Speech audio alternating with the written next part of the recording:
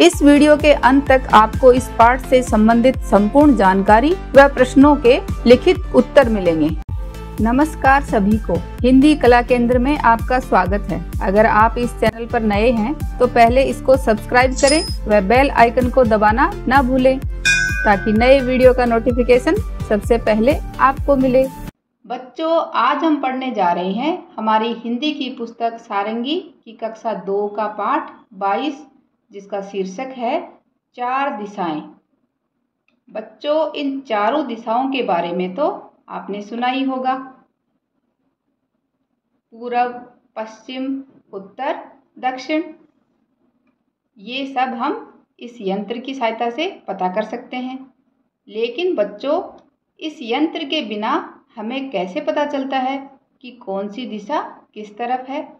तो इसके लिए हमें क्या करना होगा? सबसे पहले सुबह सुबह उगते सूरज की तरफ मुंह करके खड़ा होना है। तो ये सामने की दिशा आपकी हो गई पूर्व दिशा और आपके ठीक पीछे हो गई पश्चिम दिशा।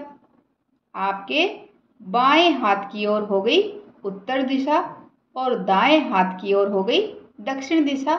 इस तरह हम बिना किसी यंत्र के दिशाओं का ज्ञान कर सकते हैं, जान सकते हैं कि कौन सी तरफ कौन सी दिशा है, क्योंकि सूरज हमेशा पूरब में उगता है और पश्चिम में छिपता है। तो बच्चों, अब आप बताइए कि आपके उत्तर दिशा में कौन सा शहर है? उसका नाम आप मुझे कमेंट बॉक्स में लिखकर बताइए। और हमारी आज की इस कविता में भी इसी बात को समझाया गया है कि हमारी 4 दिशाएं होती हैं: पूरब, पश्चिम, उत्तर, दक्षिण। उगता सूरज जिधर सामने, उधर खड़े हो मुंह करके तुम। जिस तरफ सूरज उगता है उसकी तरफ आप इस तरह मुंह करके खड़े हो जाइए। ठीक सामने पूरब होता तो इस तरह से आपके ठीक सामने ये पूर्व या पूरब दिशा होती है।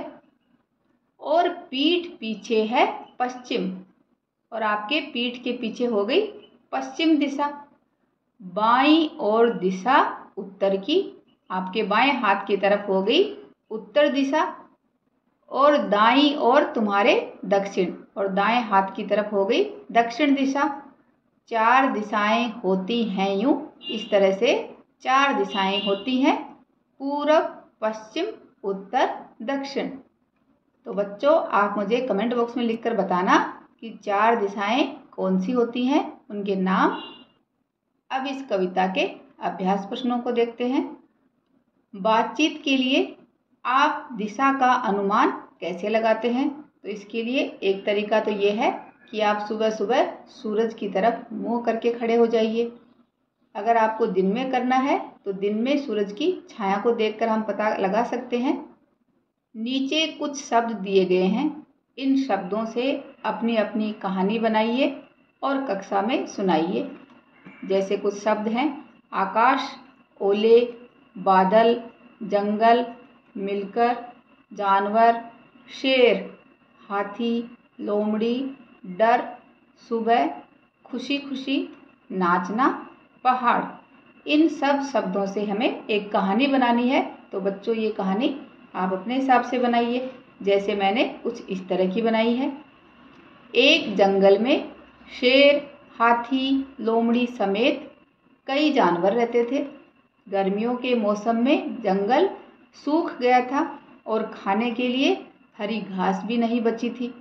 सभी जानवरों को भूख का डर सताने लगा। कुछ दिनों बाद पहाड़ के ऊपर से आकाश में काले बादल दिखाई दिए। अगली सुबह चारों तरफ काले बादल छा गए और मूसलाधार बारिश के साथ ओले भी गिरे। सभी जानवर मिलकर खुशी खुशी नाचने लगे। तो इस तरह बच्चों, हमने इस कहानी में इन सारे शब्दों का प्रयोग किया है। आपको भी इसी तरह से करना है। एक गोले में बैठकर इस गतिविधि को कीजिए।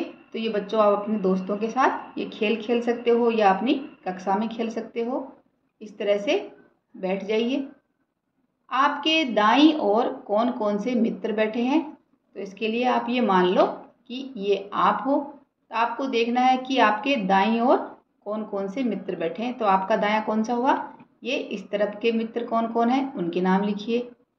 आपके बाईं ओर कौन कौन से मित्र बैठे हैं, तो यहाँ इसका बायां इस तरह हो गया, तो इनके नाम लिखने हैं। बाईं ओर से आप किस नंबर पर हैं, बाईं ओर से देखने के लिए हम यहाँ से देखेंगे, तो बाईं ओर से आपका नंबर 1 2 3 4 5 इस तरह से आप गिन सकते हो, क्योंकि ये दोस्त आपके ठीक सामने हैं। दाईं ओर से आप किस नंबर पर हैं, तो इस तरह आप गिन सकते हो 1 2 3 4 5, इधर भी आपका 5 नंबर है। इस तरह बच्चों ये खेल आप अपने दोस्तों के साथ खेल सकते हो। आइए कुछ बनाएं। छोटे समूह में 4 दिशाओं के नाम लिखे हुए कार्ड्स बनाइए और दीवारों पर सही जगह लगाइए। चारों दिशाओं के लिए कुछ चित्र भी बनाइए। तो इसके लिए बच्चों आप कार्ड पर इस तरह चारों दिशाओं के नाम लिखिए, उनको दीवारों पर लगाइए और चारों दिशाओं के लिए कुछ चित्र भी बनाइए कि कौन सी दिशा में कौन सा चित्र है। इस पाठ को बच्चों एक बार फिर से पढ़ें व समझें।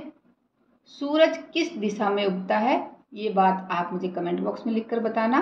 साथ ही ये भी बताना कि हिमालय पर्वत भारत की किस दिशा में है। सुझावों व सुधारों के लिए कमेंट बॉक्स में लिखें। अगर हमारे वीडियो बन ही रहे हैं आपके फेवरेट, तो फिर क्यों ना करें इनको लाइक, सब्सक्राइब और रिकमेंड। हमें और बेहतर बनाने के लिए आप कर सकते हैं कमेंट। धन्यवाद।